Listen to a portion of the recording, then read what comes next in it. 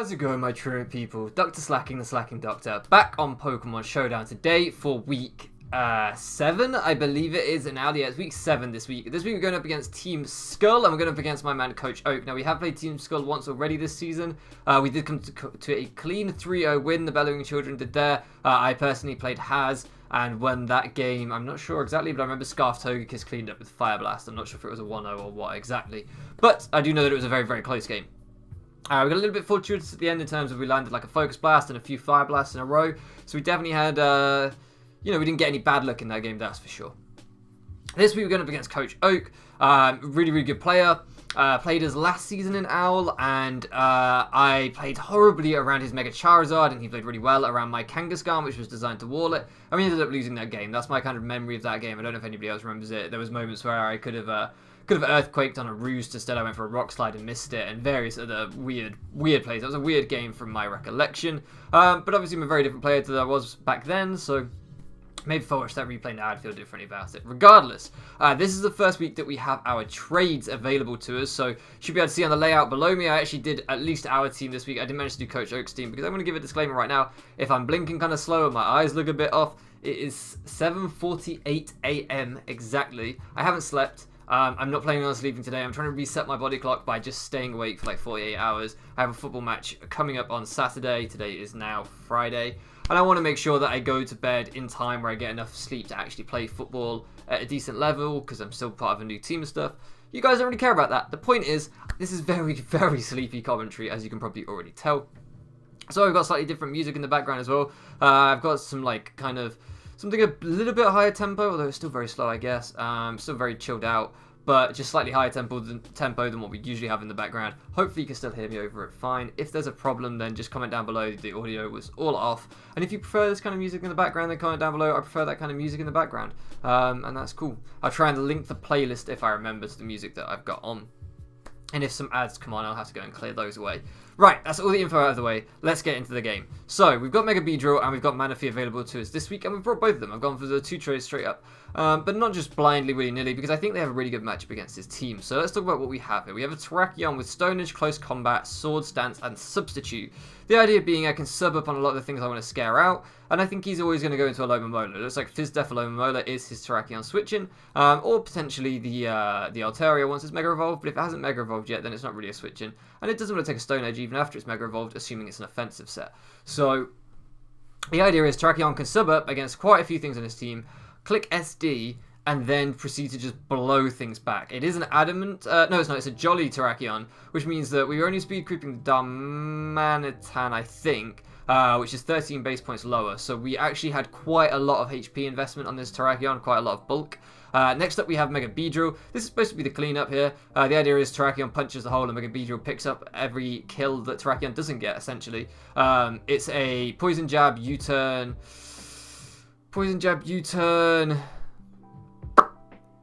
Drill Run, and a 4th move which I can't remember. Knockoff, I think.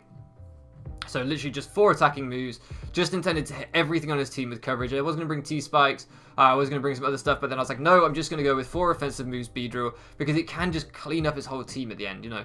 Snorlax, for example, if it's put down low enough, won't take a Poison Jab all that well. Alomomola won't take a Poison Jab all that well.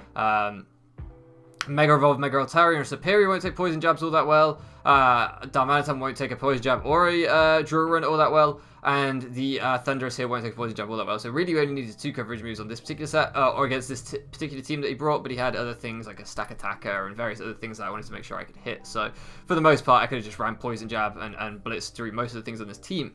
But looking at his team, I am pretty sure that he's going to have some Scarf counters to the Beedrill. Specifically, I think either Thundurus or Darmanitan will be Scarfers. I think they have to be, just because he wants something that can handle Beedrill, and that can come in and revenge kill Beedrill, and Darmanitan makes a hell of a lot of sense, and Darmanitan should always be Scarfed anyway, because it's the best Darmanitan set, don't at me.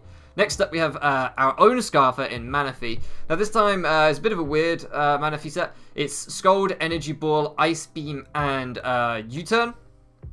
Make sure I can hit like the Thundurus with Ice Beam, Scold for, and also the Superior with Ice Beam, Scold for the Darmanitan, Ice Beam also for the Mega Altaria, Scold for the Snorlax. If we can snag a burn on it, it really neuters that thing.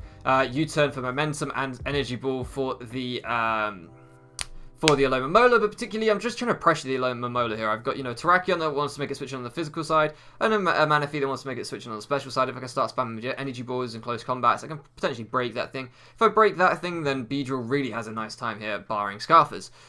Next up we have our Darmanitan Check, which is our Druddigon. This is a full Fizz Def, Rocky Helmet, Rough Skin Druddigon. The idea being we just toss that thing out. He hits me with Flare Blitz. He gets Flare Blitz Recoil, he gets Rough Skin damage, he gets Rocky Helmet damage. Manaphy is a secondary Darm Check in terms of it can take pretty much any hit for about 35% from this thing. So Manaphy is there as well because obviously Druddigon doesn't get recovery or anything, especially not in this set. We haven't got Rest on there. We have Earthquake. No, we don't. We have Rock Slide so that we can hit the Thunderous and the Darmanitan. So we have Rock Slide, we have Stealth Rocks, we have Toxic, and we have...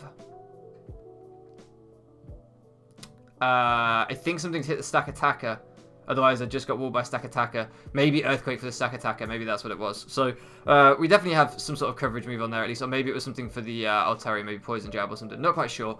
But either way, this thing can just be thrown out to basically just get Rocky Helmet, chip on things, and Rough Skin chip, and to get rocks up. Then we have a Nidoking set, which is like a slower, bulkier, offensive set with Life Orb, Toxic Spike, Sludge Wave, Earth Power, and a fourth coverage move, which again I can't quite remember. It might be Superpower to hit the Nidoking, to hit the Snorlax and the Stack Attacker.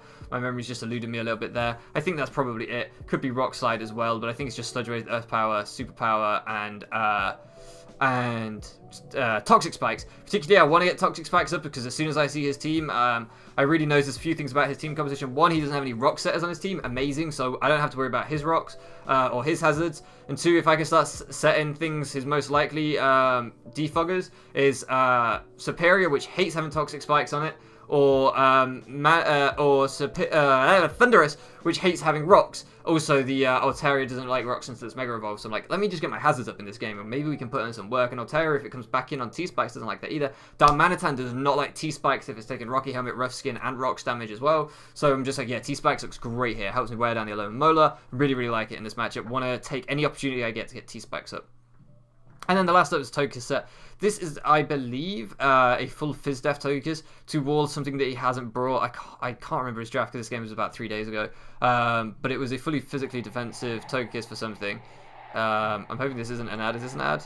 Yeah, this is an ad. Okay, the ad's gone. We're fine. I'm hoping all this music isn't copyrighted as well. I just put on a playlist. Let's hope it works. But basically, this match Togekiss is looking pretty much useless here. It's just got like Dazzling Gleam, Air Slash, Roost, and maybe Aura Sphere as well. I think we're running Aura Sphere on this set. So pretty much just 3 coverage moves and Roost. That's pretty much it. I think maybe Toxic actually over Dazzling Gleam. Maybe it's just Air Slash, Aura Sphere, Toxic, Roost. Either way, Defog Roost. That's it. Defog Roost. It's definitely Aura Sphere, Defog Roost, and Air Slash. Oh, we'll get there in the end. But I'm not going to need the defog. That's why I forgot about it, because he's got no hazard setters. So, all that being said, guys, I am so sorry about that as an awful opening, an awful team builder, but that's kind of what we've got here. So, looking at the team, I'm like, his best leads to me looks like one of these two, and I'm going to say whichever one he leads with is most likely to be Scarfed, because he's got no clear hazard setter, so a pivot lead just makes the most sense to me, especially a Scarf pivot lead. So I decided to lead off with Druddigon because I can basically make this thing take massive U-turn chip. I don't care about a Volt Switch from the Thunderous, and I'll live anyone hit from it and get my rocks up. So I'm really just like, yes, let me lead with Druddigon, let me get my rocks up, let me, get massive chip on this Darmanitan. Easy money, we're jobs are good in essentially. And he just goes for the Willow, and I'm like, oh, so is this not Scarf Darm? Let me get my rocks up. And I'm like, okay, Willow doesn't seem like it's likely to be Scarf now. Let's see what he does this turn. And he hard withdraws, and I'm like, the thing is, that doesn't tell me that much. Here I just click Toxic, and we managed to land it on the Aloe. As he reveals the Lumberry, I'll just let that animation finish, and it pops that off. The reason that was kind of weird is because he could withdraw Darm thinking that I'm Rough Skin Rocky Helmet and not bother going for the U-turn. Or he could be Scarf, and so he's locked into Will-O-Wisp. Either one makes perfect sense. I just don't know which one it is. At this point, I'm thinking it's likely not Scarfed, but Scarfed Darm's best Darm, so you've always got to play like it's Scarfed. And so his Lumberry pops on the Aloe, and I'm like, that's fine, because I'm just going to Toxic again. I don't really care. I know now that if I got T-Spikes up, he would have had a Lumberry, but now when he comes in on T-Spikes later, if that's what it has to be, he's definitely going to get poisoned. I'm just going to stay in and keep spamming poison. There's literally no reason for me not to. He goes out into Altaria here. We land the poison, and I'm like, okay, I think he's bringing this in because it's natural cure, and so it's an easy switch in to take the Toxic, to scare me out, and to pivot out again. However, he has taken 25% from rocks, and if he doesn't Mega Evolve right now, he's going to take 25% again, and his defoggers don't look the best to me. So that seems like a bold play, just to soak up a Toxic and scare me out. Because if I Toxic again here, which I was very tempted to do, and something else comes in, then he's just got this thing taking 25% for literally no reason. However, the reason that I don't do that is because if this thing Dragon Dances, I'm screwed. I'm burned. I can't do it ever, and it could be that he's just trying to set up on me. I don't have Roar on this thing, unfortunately. If I had Roar, did I have Roar on this thing? Maybe I did have Roar, and I just forgot. That might have been what I had instead of Earthquake. That would be very foolish, but I don't think I did. So I think here I'm just like, I think I probably have Poison Jab or something. I'm not quite sure. But either way, I'm terrified of a Dragon Dance. I don't quite know my set exactly, but I've just got to switch because I don't want him Dragon Dancing. So what on earth is this music? I'm not having this. We can skip that one. I didn't like the sound of that. Sorry, that was no adverts. Leave me alone. That's what I get for skipping the sound of a song I don't like. Okay, hopefully this is better. So here he goes out into Snorlax, and I'm just like, right, I'm going out on my own to worry about that Altaria. We go out into Manaphy, the idea being that I'm Scarf Ice Beam, so even if he gets to +1, this is just a little bit loud in my headphones right now. I hope it's not too loud for you guys. We're just gonna crank it down a little bit. That's probably a little bit too much. Yeah, so he goes out into this, and I'm like, okay, because if it was Altaria, I'm Scarf, so Ice Beam's going to do a chunk, and I'm going to outspeed him even at +1, and he's not going to OHKO me with any hit, so I'm just like, yep, let's go into Manaphy, we 2-hit KO with the Ice Beam plus the poison damage, we're going to be fine. He goes out into Snorlax, and I'm like, that's really bad, because Snorlax pretty much walls Manaphy. Fortunately, I have a U-turn set, and he's not going to, this isn't going to reveal I'm Scarf, so we're just going to pivot back out into Druddigon. As he fires off a big return, and I'm like, that's fine, get some Rocky Helmet, get some Rough Skin. We'll find out what kind of set this is, and the Figgy Berry pops, revealing he's a Gluttony set, which means he's not an Immunity set, and he's not a Thick Fat set. Thick Fat is completely irrelevant against my team. I mean, it makes him slightly less of a good Ice type switch in, but he's still a good one. But crucially, what it means is that he's not Immunity, so he can be poisoned, so T-Spikes are looking real clean right here. So we go into Terrakion, and I'm like, I don't think he risks this thing. I think he goes hard Aloe. Aloe's at 100% because of the Regenerator. I think he just goes hard Aloe and tries to eat a hit. So I'm just going to go for the sub here. Now, in his mind, he's got to be thinking, oh, crap. He's got to pick a sack or I got to let him set up. So I just go for the sub. And really, really nice set from Coach Oak. He reveals the Whirlwind and phases me out. So I lose 25% there for literally nothing. And the really annoying thing about that is I had the choice of subbing or clicking Swords Dance. And I knew that Swords Dance was a better play. I sat there and I was like, Swords Dance is the better play because this, and this. And then I was like, but if I get behind a sub and then I get an SD, boy, we're out here. And I don't know why I thought like that. I thought, maybe he has Protect. Maybe I just don't know what I was thinking. It was a really poor thing because I now have lost 25% for no reason. So that was a misplay. But, he phases out into Manaphy, which sucks because Manaphy can't really touch this thing. It gives him a free recycle here as we just pop the U-turn. I maybe could have not recycled. I maybe could have just gone for a hard switch, to be fair, but it is what it is. So we go out into Nidoking and we just set the T-Spike because I just want that T-Spike. I'm going to preserve Nidoking because it's still if he is Scarf Thunderous, which is looking like he is because it's looking like he's not Scarfed Arm, I want to make sure I have the Thunderbolt, something to prevent him from just locking into Thunderbolt. So we just go out into Togekiss instead here and we eat the hit for about 38%. We fire off an Aura Sphere and he phases us. He's obviously worried that I'm a Nasty Plot variant. It makes perfect sense. And we finally get pivoted into something that can kill this thing. I'm not making the same mistake twice. I'm just firing off a close combat. I don't know if he Whirlwinds it again. I think that was the only play if he stayed in. And now he goes out into this thing, and I'm like, okay, well, this thing I think is base speed 101. So the way he's brought it out here kind of screams Scarf to me. That's what it kind of looks like to me. And a Thunderbolt will kill at this range with the minus Spadef. So I'm like, okay, it makes sense for this thing to be Scarf. Scarf. There's no way I can risk Terrakion. I just can't do it because Terrakion, it still takes a Flare Blitz from Darm.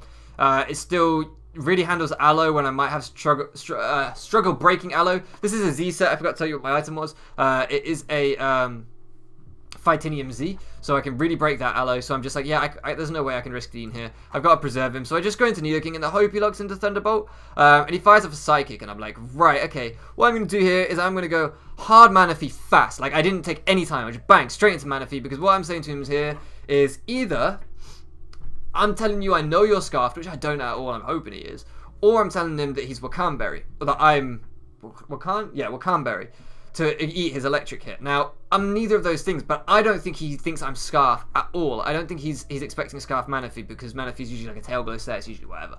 So I don't think he's seen U-turns, so maybe, but he's got to be thinking I'm bulky Manaphy for the Darmanitan. That's what I would think. So I'm like, yeah, cool, we'll go into Manaphy. He's going to think, right, this is bulky, Wakan Manaphy. We're going to scare him out. So I believe I just clicked U-turn here, knowing that he's going to go out. Unfortunately, it means we don't find out if he is Scarf or not, but we do bluff him out, and I believe we just click U-turn. Yes, and we bait in the fish, and that's exactly what he had to go into, because nothing else really wants to risk switching in on me.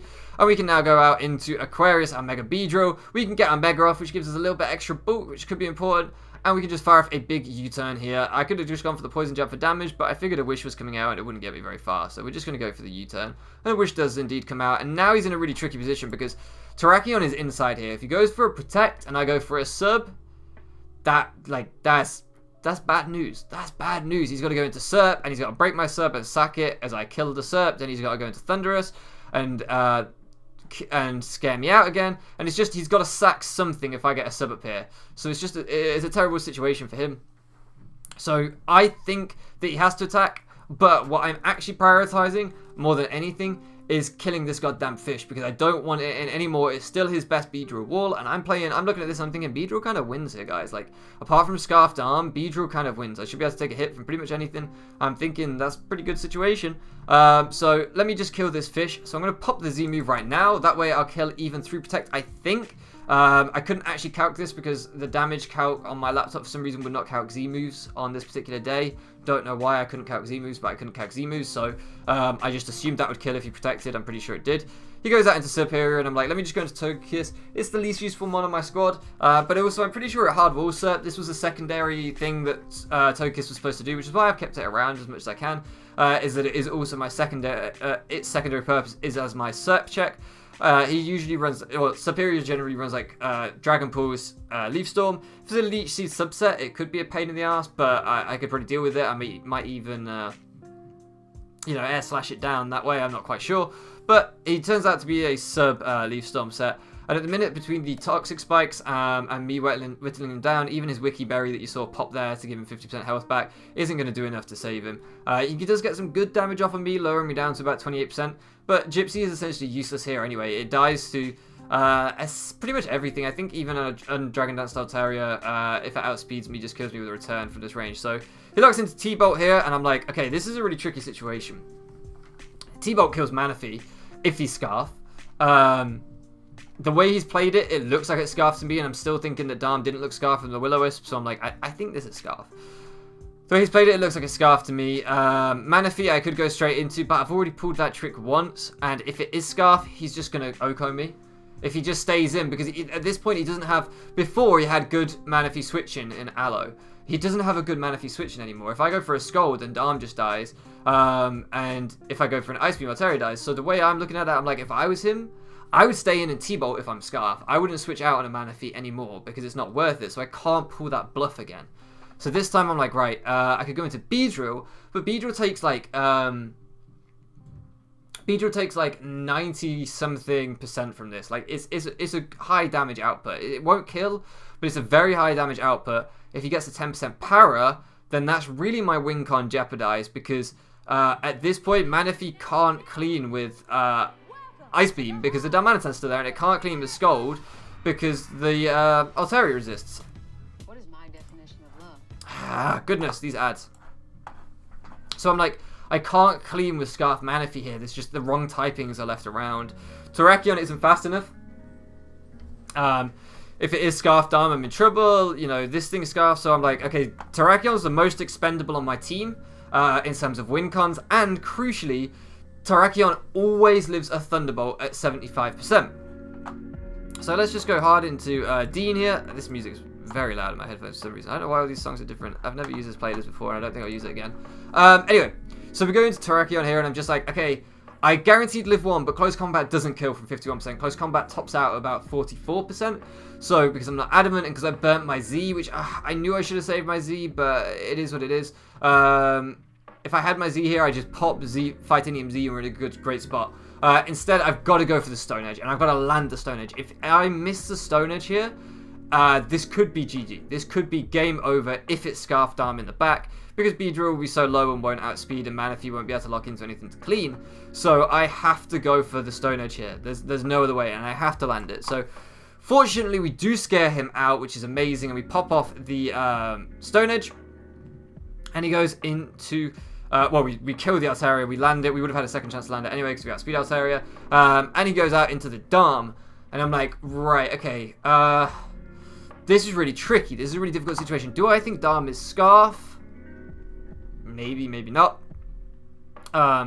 Do I think I outspeed the Dharm? If I outspeed the Dharm, I could just pop off a Stone Edge and kill it right here, right now.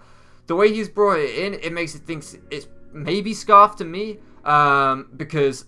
Thunderous would have killed us with his Psychic, maybe. It's a roll.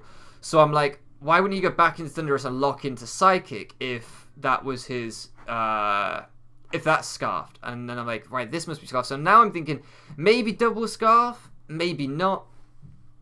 But I'm also thinking, what I don't want to do is kind of risk Terrakion here, because Terrakion can take a Thunderbolt from Thunderous at this range, so he can't lock into Thunderbolt. So I'm thinking to myself, okay, got to preserve Terrakion to take that T-Bolt. So we just go out into Manaphy. I know that he can't do more than like 34, 35%, I think we said it was, that he did to me here with Earthquake. 37%, sorry. And I'm like, cool, and I'm thinking, I'm Scarf, so I'm going to outspeed him and scold him. Now, I didn't say this at the beginning, but this becomes highly, highly relevant right now. I didn't speed creep max speed Dharm. What I speed crept with this, because I wanted to run Modest. I wanted to make sure that I hit really hard with my Manaphy. So I wanted to run Modest. So instead of speed creeping a Scarf down, what I speed crept was anything trying to speed creep my Mega Beedrill and a +1 Mega Altaria by like 5 to 10 points, something like that. So I just made sure that I was quite a bit faster than my Mega Beedrill, so that if he was creeping my Mega Beedrill, which seemed likely, then I would outspeed him. If he was trying to outspeed some slow Scarfs on my team, like Nidoking, for example, he might be able to outspeed me. I'm not sure what Scarf Nidoking hit. I didn't run those checks. I probably should have done. I went for Bulk instead. It is what it is. I have no idea of his spread here, but it does turn out that he outspeeds me, which is really unfortunate, because what that does is means we pop off a Scold, but what it does is it puts us in Psychic range from Thunderous. And here I'm like, shit, if this is Scarf Thunderous and it's faster than Beedrill, he might just clean with Psychic. Basically, it definitely kills Manaphy. It's a 50-50 roll on Terrakion, and it's a 65-35 roll in his favor on Mega Beedrill. So I looked at these odds, and basically what it works out is a 0.28% without crits or without like a T-Bolt para if he started going for that, although the Thunderbolt wouldn't kill Terrakion, so he'd have to get, or the Beedrill in fact, so we'd have to get pretty lucky there. It is just like, I was so paranoid that he would lock into T-Bolt, power my Beedrill, and that would be me done. And I didn't think about him locking into Psychic. I didn't think that the Darmanitan would outspeed me because of one, I wasn't really sure it was Scarf still, and two, I thought my Manaphy would probably be a faster Scarf, so I'm like, ooh, this is not good. So I'm like, okay, I still have a 70% of the chance. 70% of the time I still win this game unless he's Modest. If he's Modest Scarf, then I might lose, but if he's Modest Scarf, my Manaphy might outspeed and I will kill with Scold here. So it's like, there's so much up in the air at this point. All I know is that the most likely set he has, I beat 70% of the time. So we've got to see what happens, excluding crits and stuff like that. So like, we've got to see what happens. He does decide to lock into Psychic, and I'm like, shit. I should have played something differently, but 70% of the time we win here. Let's just go for it. Let's just go for the game. Let's go into Terrakion. 50-50 roll. Okay, we don't get a 50-50 roll. Fair enough, it's a 50-50 roll. Let's go into the Beedrill. 65-35 rolls. We've got a 35% chance to live here. Can we pull that off? He gets a crit, so it doesn't matter anyway. And we drop to a 1-0 loss. GG to my man, Coach Oak. We had a good chat about this after the game. And we both established that there were some plays I should have made slightly differently in this endgame here. And what they were. And this channel has always been about like learning stuff. So I'm going to go over those exactly. here, this was the play that this was the play that made it. I only had a 75% chance to win, or 70% chance to win. Sorry, because basically what I should have done is I should have sacked Terrakion here. If I sack Terrakion, I go into Manaphy. He then Earthquakes Manaphy. I take like 34%. Psychic then can't kill Manaphy, and Scold then kills Thunderous. That's simple. If he locks into T-Bolt, T-Bolt doesn't 100% kill Beedrill. The only way he kills Beedrill is if he T-Bolts Para into full Para. That's what I was fearing, and that's what I didn't want to deal with, so that's why I didn't go with. That's why I went into Manaphy, because I was like, oh, if he Thunderbolts and Paras my Beedrill, and then I get a full Para on that turn, and I lose. So I'm trying to avoid very rare hacks without considering the rolls. And that was my problem. Like, I was like, oh, I've got to play around hacks. But I didn't think about, well, what about these, like, rolls that I've got? And the chance of him getting a power is 10%, right? And then of getting a full power is 1 in 4. So the chance of him winning that way is a 10% chance followed by a 1 in 4 chance. Like, it's not a good chance at all, rather than a 50-50 and then a 65-35. So, whew, I hope that makes sense. So here, what I should have done is I should have sacked Terrakion to the Earthquake, gone into Manaphy, clicked Scold. I would have been at 63%, wouldn't have died to Psychic. Boom, we're out here. He did reveal to me after the game that he was a timid set, not a modest set.